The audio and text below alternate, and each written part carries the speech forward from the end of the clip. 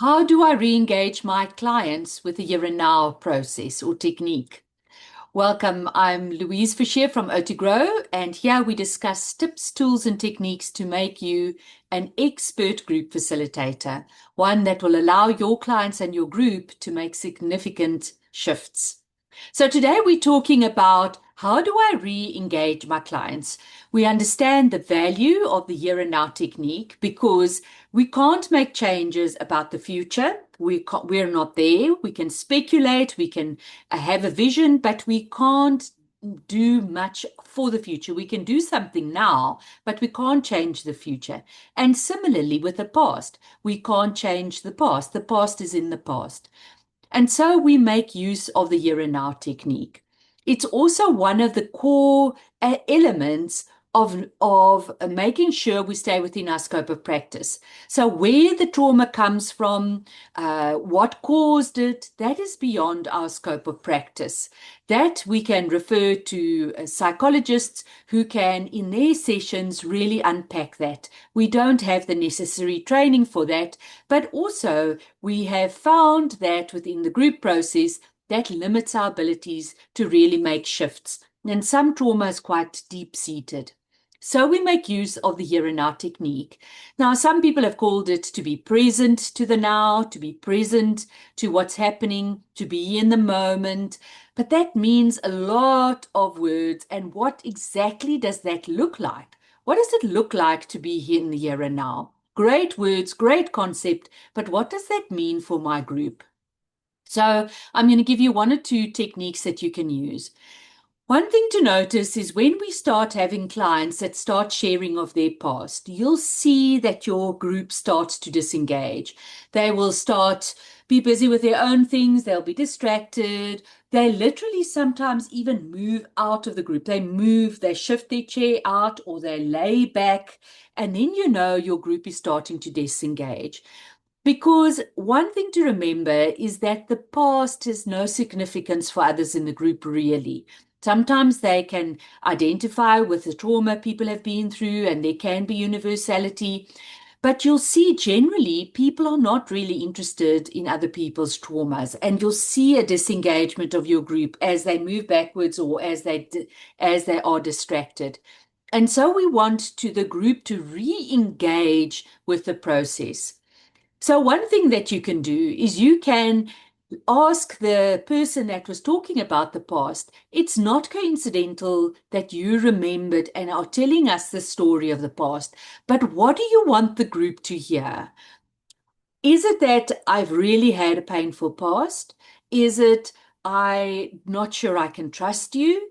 Is it that I really am sick and I need to be here? What is the message that they were trying to communicate with the group by explaining the story of their past?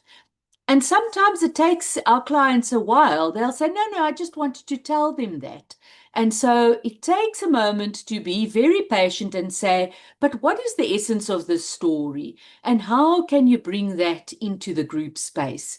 And so with guidance and facilitation, often that becomes quite a turning point in our group dynamics because it now is brought back into the group, and you'll see often the group re-engages. They move forward, they lean in, and you'll see your group leaning forward and leaning in, and then you know, okay, they're re-engaging. And so maybe they did tell a story of betrayal. And the question posed to the group is there something wrong with me because I've been betrayed? Maybe that's the question that they are struggling with. Or maybe it's, I'm not sure I can trust anybody anymore. This is hard for me to trust.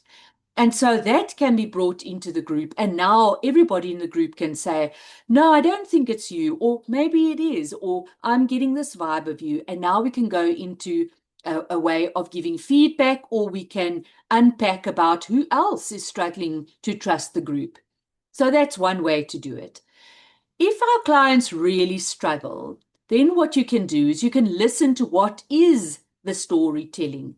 Try and get a theme, and you can introduce that back into the group. And you might say, I hear that your story is something around betrayal.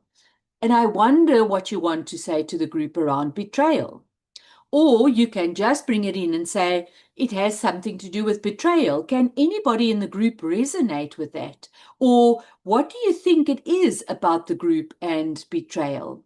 And then the group can try and make sense of it. Again, we're bringing it from the story in the then and there that disengages our clients. We're bringing it into the here and now so that it becomes something for everybody to engage in. So remember, if there's a big tip I can give you, remember the story that are told of the past are not coincidental. Out of all the stories that people could have told, why did they choose to tell this story in this moment? And that becomes the significance. And to try and unpack and guide our clients to understand that so that we can bring it back into the group and people can re-engage. And from there, they might not have the answers. Maybe it's just something to bring into the awareness. Maybe it's something to just sit with it. But it's important that that awareness is created in the group members. Remember, shifts cannot be made in the past or into the future. We can only make shifts and create awareness in the here and now. And sometimes just guiding our clients through that awareness, like, sure, yes, that is actually true. I am wondering, is there something wrong with me because of betrayal? Or can I really trust? Just being able to reframe it for them can bring them to a lot of insight. And helps them to push them a little bit further into the process of how do I arrive in relationships if that is what I'm constantly thinking? Am I to be, can I trust? And am I worthy of not being betrayed? All right, so I hope that gives you a little bit more insight and a very practical 2 examples of how we create the then and there and bring it back into the here and now. So we have our group that has disengaged to re-engage in the moment. Maybe have a special listen this coming week. Notice when your clients go into their pasts and in their history and give it a try. Try to bring them into the here and now. And in the meantime, happy facilitating.